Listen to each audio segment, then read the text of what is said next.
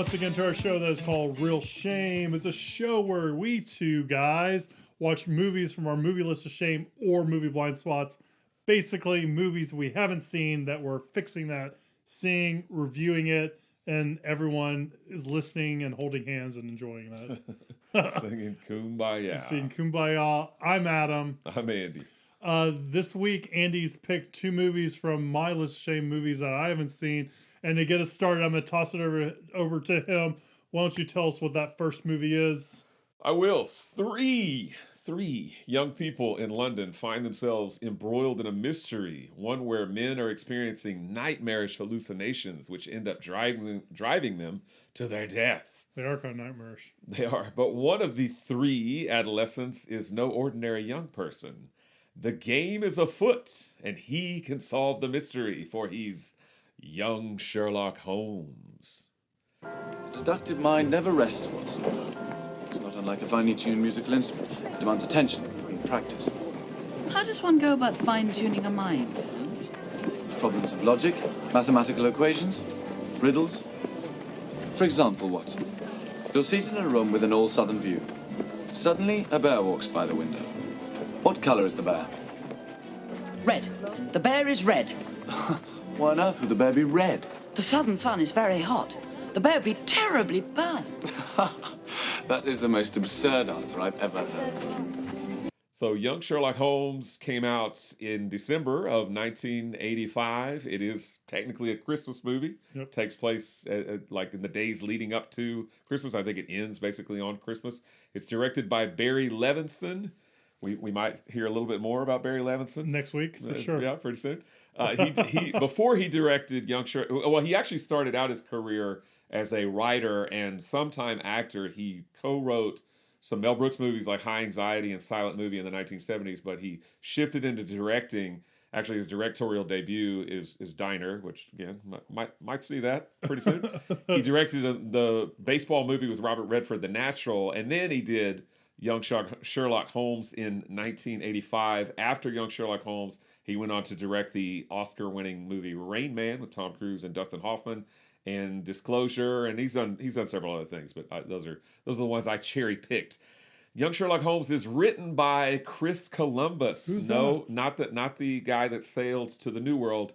Different Chris Columbus. Chris Columbus also started out as a writer. He wrote movies that you've probably heard of, like Gremlins, The Goonies. He wrote Young Sherlock Holmes. He went on to transition into directing and has directed some real money makers like Home Alone 1 and 2, Mrs. Doubtfire. He even directed the first two Harry Potter films. Right. Harry Potter and the Sorcerer's Stone and Harry Potter and the Chamber of Secrets, which also feature three young British students, two boys and a girl, kind of like Young Sherlock Holmes, interestingly enough. Sherlock Holmes, speaking of, is played by Nicholas Rowe, or Young Sherlock Holmes, played by Nicholas Rowe. Alan Cox plays John Watson. Alan Cox is actually still acting, so is Nicholas Rowe for that matter. But Alan Cox has never had the successful career that his father, actor Brian Cox. Manhunter himself. Yeah, actor Brian Cox is Alan Cox's father. So I would say Brian Cox has had a bit more of a career than his son. Sorry, son. Sophie Ward plays Elizabeth Hardy. Anthony Higgins plays Wraith. Freddie Jones plays Chester Cragwitch. I mentioned this when we did Dune, the 1984 Dune. Freddie Jones, because Freddie Jones is in that. Freddie Jones is the father of actor Toby Jones. And finally, Nigel Stock plays Rupert Waxflatter, who is Elizabeth's uncle. Her crazy uncle. Crazy Got all zany kinds uncle. of crazy inventions I'm building there at the the Da school. Vinci flying machine. That's right. So this is a movie that I was actually shocked that you had not seen this movie before, because it's like an adventure film. Came out around the same time as The Goonies, and also written by Chris Columbus.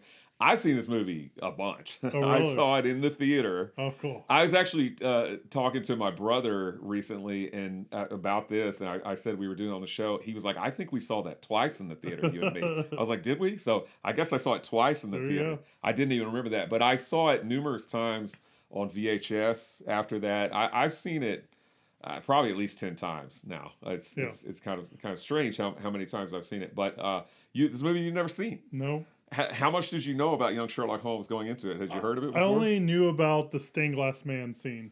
Yeah, right? Because okay. that's one of ILM's Yep. first Pixar, yeah, and ILM, Pixar, yeah, first completely computer generated character. hmm So I've seen that the scene or scene. portions of that scene, but I had no context around it whatsoever. So Huh.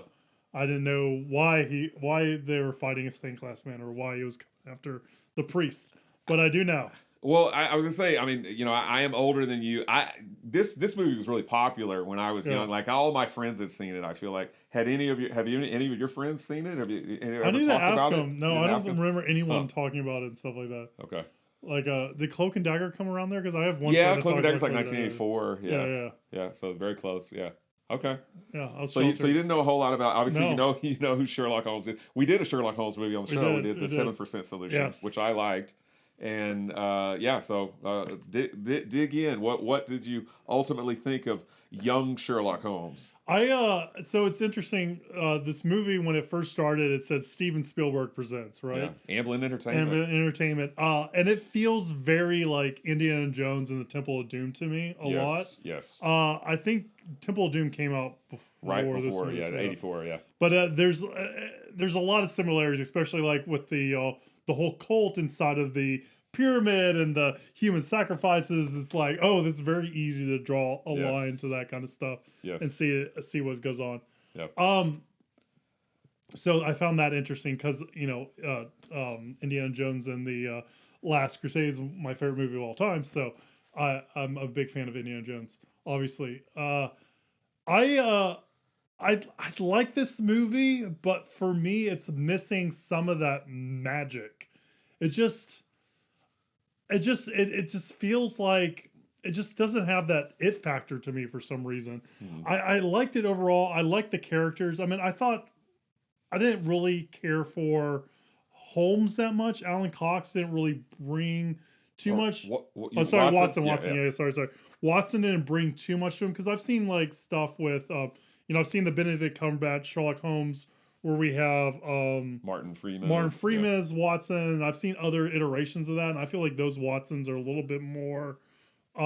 It's combative and they can kind of hold their own a little bit, but I feel like Nicholas Rowe kind of just can walk all over this Watson a little bit, and he doesn't really bring much. Yeah. It's because usually it's like sometimes Watson's like Sherlock's so in his own universe that Watson just grounds him, and he can just be like, oh yeah, but you forgot about this one obvious thing that we, the audience, would know because we're not crazy computers like Holmes is, and to help solve the mystery and stuff like that. And I feel like we don't really get that with his Watson.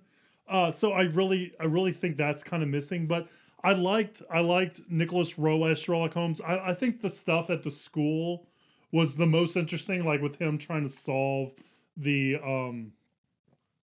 trying to solve where the trophy is and stuff like that, and like walking the grounds and the school kids following him and all that kind of stuff. I thought was really fascinating and interesting. Yeah, the one guy is almost like Draco Malfoy. Malfoy, right? yeah. He even turns his hair kind of white. He does. He turns him into yeah. he turns him into a Malfoy. Malfoy. I'm trying to figure out where I'm going with that. And then when they get out of the school for because he got kicked out because of everything, it kind of just loses steam a little bit more. It's a little bit more meandering than I would like. Like he kind of like happens into the murder because it was Rupert Wax Flatter got ended up getting murdered, and was it him that got murdered? Yeah, That kind of brought him into it. And I just kind of, I don't know, it's just missing that kind of like that magic, that it factor in it for me. So I think overall I enjoyed it. It was just okay. It didn't like instill like magic and surprise in me and stuff like that, if that makes any sense. yeah. So I don't know. I think I would have adored this movie if I watched it, like 30 years ago, right? Like me. Like yeah, like you did. Like if I was a lot younger, I think it would have been like really magical, really surprising, and all that kind of stuff. Yeah. So it's not. I'm not trying to say it's bad. It just didn't like spark with me. I didn't have that kind of like that spark when I watched it. Gotcha. That makes sense. So that's kind of where I fell on Young Sherlock Holmes. So you said you've seen this at least twice in the theater. I've seen, and I saw it tons on like home video. So I'm telling you, I've probably seen it like 10 times. But I feel like there's another movie that you said you watched all the time, and you're like, I hate that movie that we did for the show. It was it may like, have been Flash Gordon. was it? I think it was I've seen Flash Gordon. a lot. Yeah. You're like, I watched this movie a lot. I was They like, used to show Flash Gordon on TV all the time. I was like, oh, Andy's gonna love Flash Gordon. You're like, I hated it. Well, so no. I was gonna say, why don't you guess? Do I like this movie or do I not like it? I'm gonna say you like it. No. There we go. I don't. Just like Flash Gordon, it's it sounds like I'm leading up to I like it because I've seen it so many times. I actually don't like this movie. I did like it when I saw it as a kid, but I don't like it now. I mean, I don't think I've seen it probably since the 80s, since the late 80s. Yeah. And I don't like it. I mean, I don't like the hallucinations that the guys have. I think all that's just really silly. Like it starts off, the guy gets, because basically they're shooting like a blow dart kind of thing at them. He's eating like a chicken and it just comes alive and like start pecking it. It just looks so dumb to me. Most of the hallucination stuff just looks so dumb to me. I think the plot itself, I completely agree with you. I think that Spielberg probably was all over this movie. Like he was like, "Oh, you should do this. You should do this." Yeah, and made it like Indiana Jones and the Temple of Doom. And like you brought up Last Crusade. This is the kind of movie that on paper I would like, because I like when you take an established character. Like at the beginning of Last Crusade, when you have River Phoenix as the young Indiana Jones, and of course they had a TV show, Young Indiana Jones, as well. But I like when you take an established character like that and you have them as a young man or a young woman and show kind of how they came to be. So, like on paper, this idea sounds wonderful to me, but the execution just ain't there for me. I don't like Chris Columbus. He didn't direct this; he wrote it. Would do much better with Harry Potter with those three students. So like those are terrific films for the most part, and that so much more fun and exciting. I don't think this movie is very fun. I don't think it's very exciting. Yeah. I just think it's kind of boring. I think the plot is silly. I mean, I don't like all the hallucination stuff. The stained glass night is cool. And it's historically very important, as you mentioned, because Pixar and ILM worked on it's like the first computer I think first completely computer generated character. So I mean that's cool, and I do think it looks cool, even by 1985 standard or by current standards compared to what they did back then. But just the movie just really really falls flat for me, and I completely agree with you. I think. Maybe there's a reason why Alan Cox hasn't been as successful as his father, because I don't think his Watson character is very good. It's just kind of boring. Nicholas Rowe's pretty good as Sherlock Holmes, but just overall, the movie's just not very good to me. It's not very fun. It's not very exciting. So despite the fact that I've seen it probably 10 times, this is probably the last time that I will ever watch Young Sherlock Holmes. And it really does kind of pain me to say that, because I feel like this is an adventure film, that maybe falls through the cracks. Yeah. Because I don't hear a lot of people talk about it nowadays. But I mean, I understand there are people like me that saw it like I did when they were young that still love it now. But for me, it's lost all its luster. Yeah. It's just not for me anymore. I will say the hallucinations are strange and horrific. Like just weird looking and kind of out of place. Yeah. But to me, there's like a sense of nostalgia, because like nowadays, all that stuff would be CGI. That's right. I agree. And seeing it done practically is cool. And especially like with the coat hanger and the hat hanger, like being the ropes and the vines, like and that being done being done practically is just so cool to see, right? And it's just stuff like that that's like sorely missing from movies these days. Yeah. And I'm sure kids these days don't really care about the practical effects as much as they people want like it you to and I be do. CGI, yeah. But it's just seeing that stuff just like done so real, and like it looks kind of off and like kind of rubbery, but it doesn't look like off in a CGI way. It's just cool.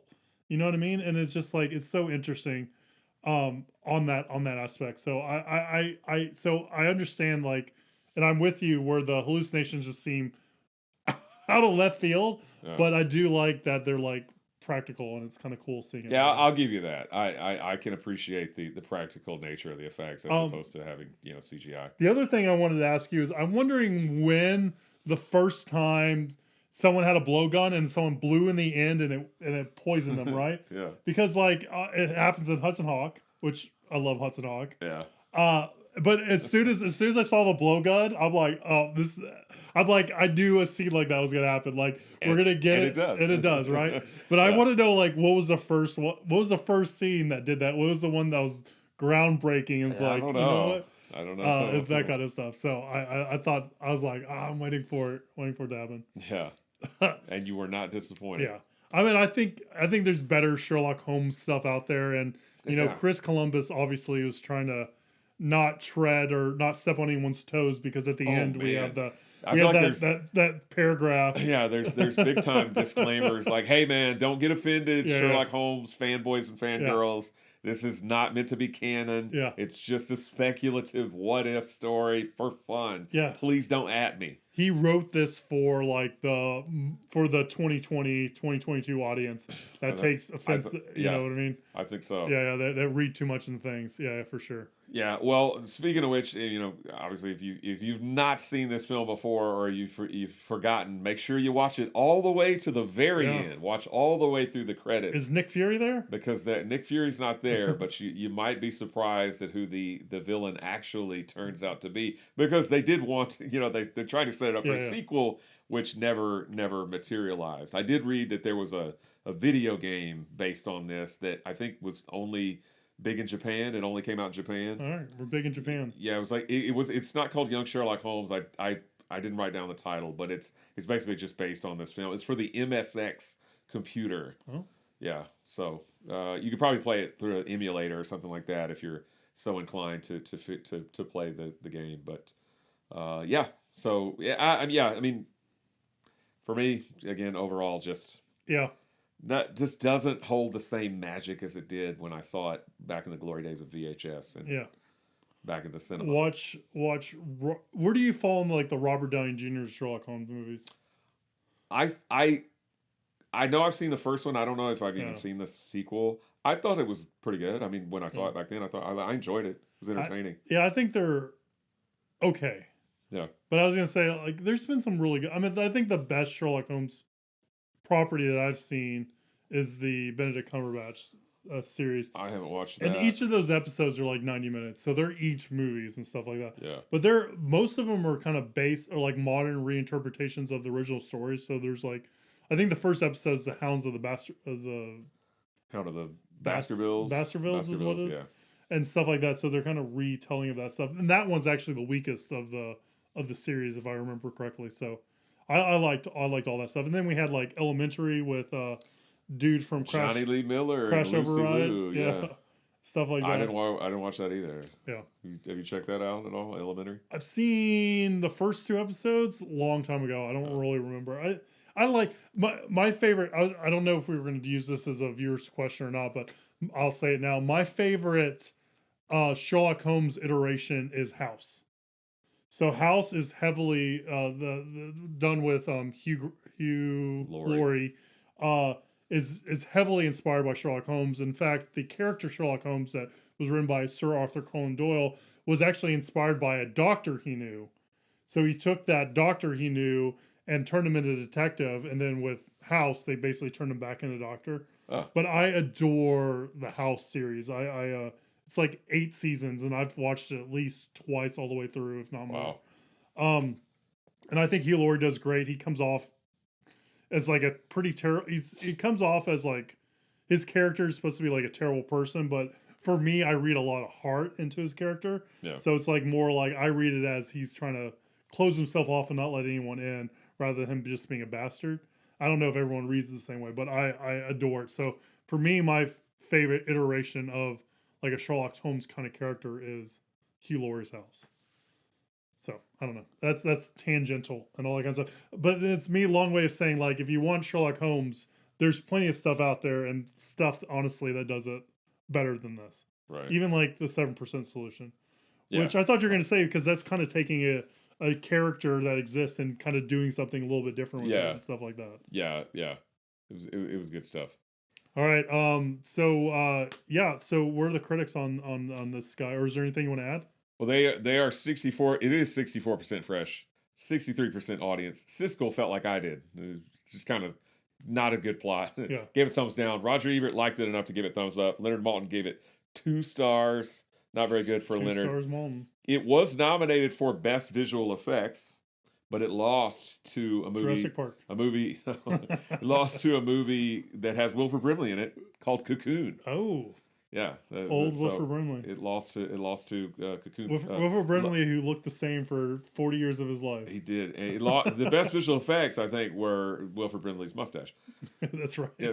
So I put this movie. I put Young Sherlock Holmes on the schedule, as they might say in England.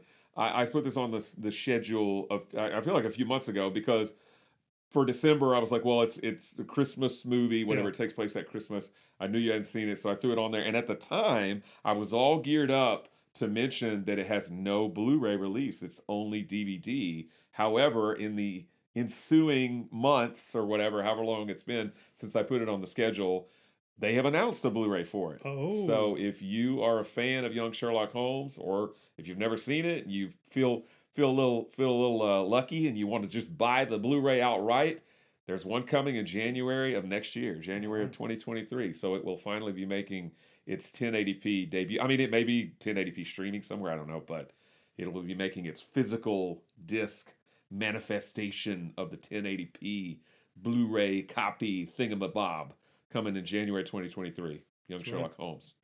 Oh yeah. Oh yeah, check it out if you don't agree with us. Yeah, if you're a fan, if you're a big fan, All or a right. small fan, whatever, or medium-sized fan, whatever. Yeah, we don't judge. You can Doesn't be any matter. size you want to be.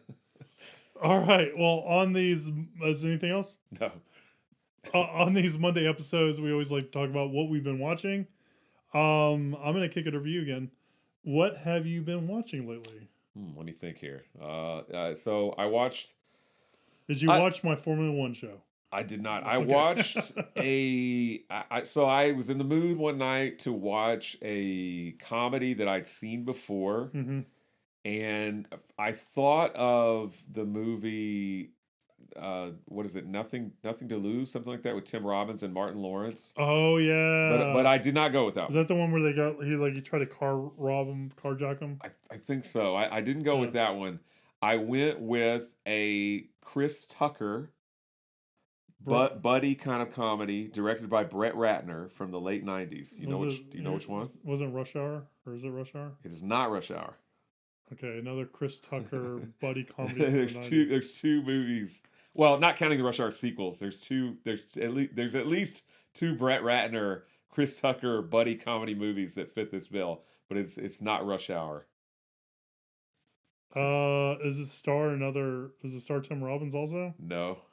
Yeah, Stars Charlie Sheen. It's Money Talks. Oh yeah. Have I you ever seen remember- Money Talks? I have. I don't remember anything about it. I've always thought it was funny, and so I watched that, and I still It's think like my funny. version of Fled. I love Fled. And Yeah, I think it's just a goofy, funny, Yeah. silly, whatever, late 90s, mid late 90s, whatever comedy with Charlie Sheen and a fast talking Chris Tucker. But yeah, I enjoyed it. So I thought that was cool. Just to revisit. It's been a long time since I've seen it. In addition to that, I always want to call it "Don't Worry, Baby," which is a Beach Boys song, I believe. Oh, you I watched watched the Don't Worry, new Darling. Yeah. Which No punctuation. is Olivia Wilde's second directorial effort right after Booksmart. Booksmart. Yeah. And so I remember Booksmart. I have seen Booksmart. I think I thought it was okay. Yeah. And I know it got, a lot of critical acclaim and, whatever. But man, the sophomore slump is real. I could stand Don't Worry, Darling. Yeah. I didn't think it was good. at Kirby all. watched it, and I caught a part of it. I know kind of what happens in it, and it just doesn't sound. It's a mess. I mean, it's just not good. The story, I thought, M. Night Shyamalan. I still think M. Night Shyamalan's best movie is The Sixth Sense. Signs.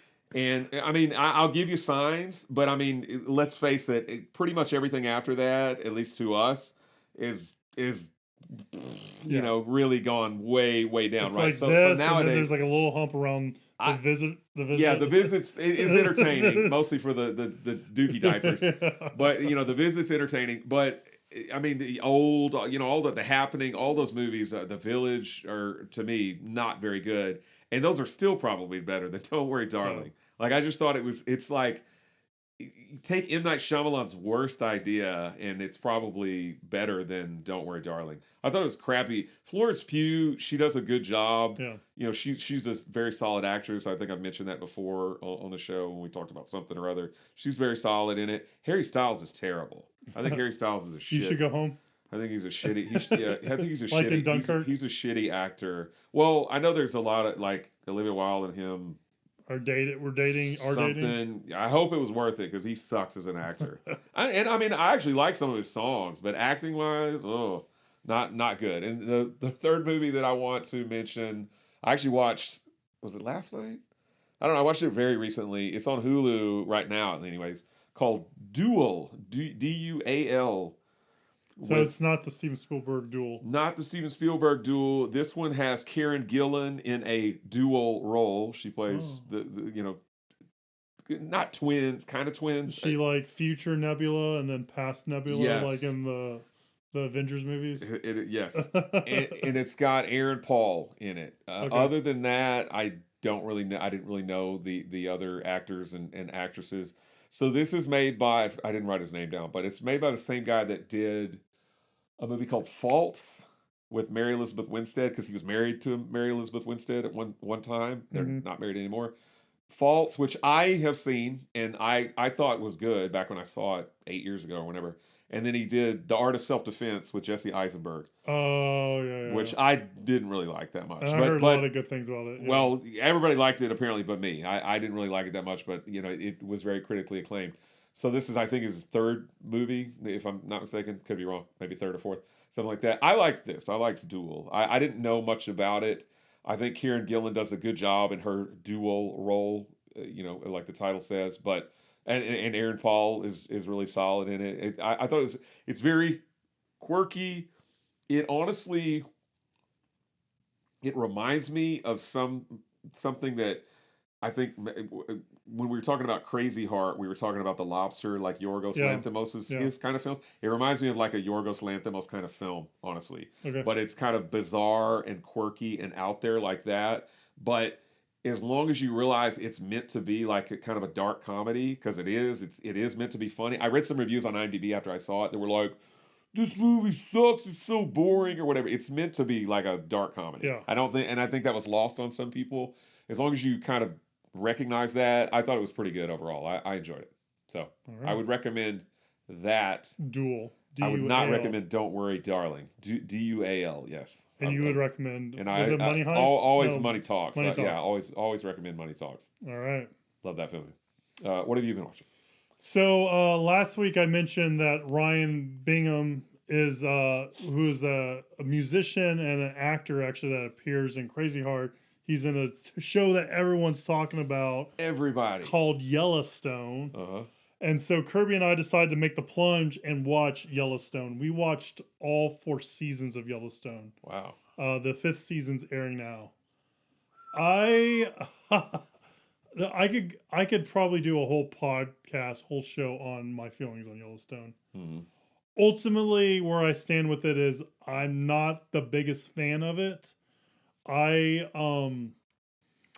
don't get the love for it. It's really, for me, it's too soapy and too over the top for me to take seriously. Like, I feel like people are talking about this with the same air as they would talk about like Mad Men or The Sopranos or like Game of Thrones and like those kind of prestige shows.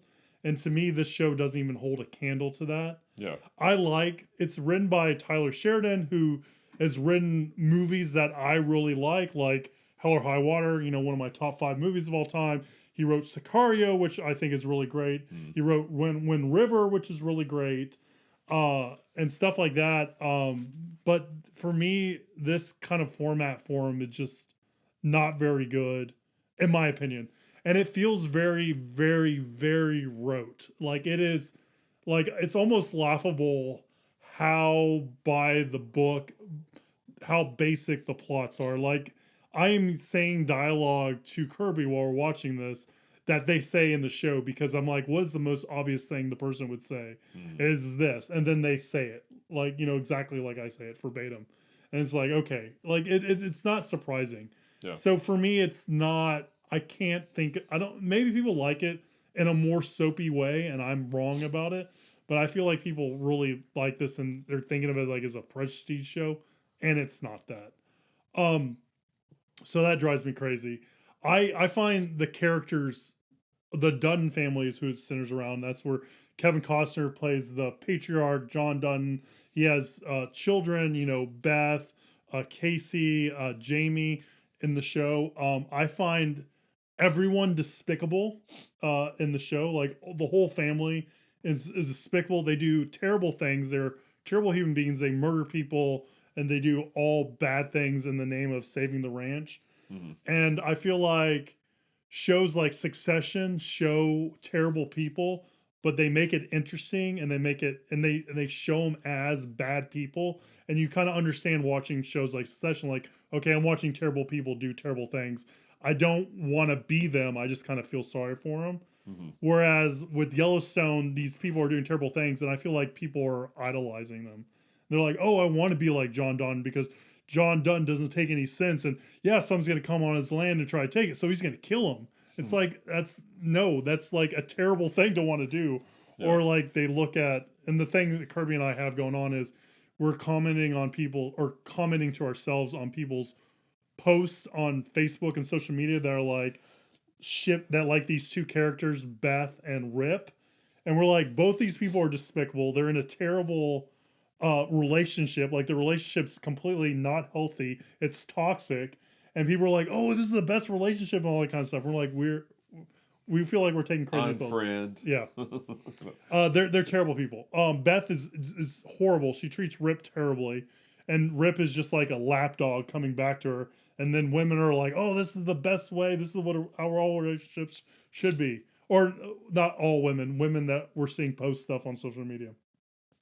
The third thing I have to say about the show, and I'm gonna get a little political here, is this show is very thinly veiled right wing, in my opinion. The show's always about how John Dutton's right, and any kind of change or progress or progressiveness is wrong, and he has to stop at all means to do it. And I feel like the show goes out of the way of saying like, oh, these people that are moving to Montana are from California, and they don't know anything. Like they have like one where a lady's a vegan, and she's like, I'm a vegan. Can I eat this? I don't know. He kills her. Shoots her. Something happens to her. And it's like, what? Like, or like people. He's like, what are these women suffrage people doing on my land? Yes. I'm killing them. Yes, there's women voters. Yes, outrageous. There's so much dialogue, so many things where it's like, oh, these liberals coming from California, they don't understand, like, we're salty earth people. This is the way things should be done. They want change and progress. Like all that stuff just drives me crazy. Like I'm rolling my eyes constantly while watching a show. Is the person from California like a hippie? Like, hey, they kind of are. I have my soy latte. No, they come off as more like hipsters. Right, so all of them are hipsters. Like, oh, these guys are wannabe cowboys. They want to live life, but they don't understand what it's like. All that kind of stuff. I don't know if I watched too much of it in a compressed period of time or whatnot, but I'm not watching the show anymore. I told Kirby she can watch it without me.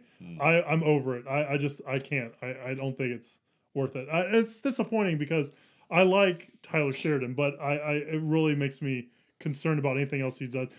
He does a show with Sylvester Stallone called The Tulsa King, I think, or whatever, where he plays like a mob boss that got moved to Tulsa on Amazon Prime. Yeah. I hear not great things about that. It seems like he's kind of like spent all of his good ideas and now he's kind of like bottom of the barrel stuff. And he wrote himself into this show because he writes a lot of the episodes. And so Tyler Sheridan is a character in the show. He plays Travis. And so it's like he wrote himself into his own show. It's like, I mean, I guess you can do that, but really, do you want to? That kind of, I don't know. It breaks the fourth wall for me or whatever. Yeah. So yeah, I don't know, man. I'm not a fan of the show. I don't get if people like it just for like General Hospital, like as the world turns kind of sakes, then I can totally understand it. But if it's not, then I don't get it. I feel like a show that was done better than this show and that didn't even make a full season is Lone Star. I was thinking it was on Fox. It was written by, I forgot who wrote it, but it's the same guy who wrote Awake, which was another great show that was underrated that didn't even make a full season. I feel like both those shows have better promise than Yellowstone. But Hell or High Water is still one of my favorite movies of all time. Far superior than this show and all that kind of stuff. So yeah, again, I could go on and on and on about Yellowstone. I spent quite a bit of time talking about it. Not a fan. The last thing I watched was, you know me, I like my superhero movies. I'm always watching them, keeping up with the latest show and all that kind of stuff. Watch She-Hulk, didn't talk about the show. It's terrible. It's not great. So I decided to watch the latest Marvel thing that came out, just released for the holidays, and it was the Guardians of the Galaxy Holiday Special is what it's called. I should know what I was going to feel about this, judging on how I am about the other Guardians of the Galaxy movies. Yeah, I'm surprised you watched it. I'm a completionist. Yeah. I've already seen them, right? It's okay. It's not. I mean, it's okay for like if I put it in the if I put my mind and I'm watching Guardians of the Galaxy kind of stuff, it's okay. For me, I think the issue is I always feel like lately with James Gunn's stuff, I feel like his music is jukebox kind of way of going movies are distracting. I feel like it's a crutch. I don't know. I don't think everyone believes that like I do, but I kind of feel like it is for his movies lately.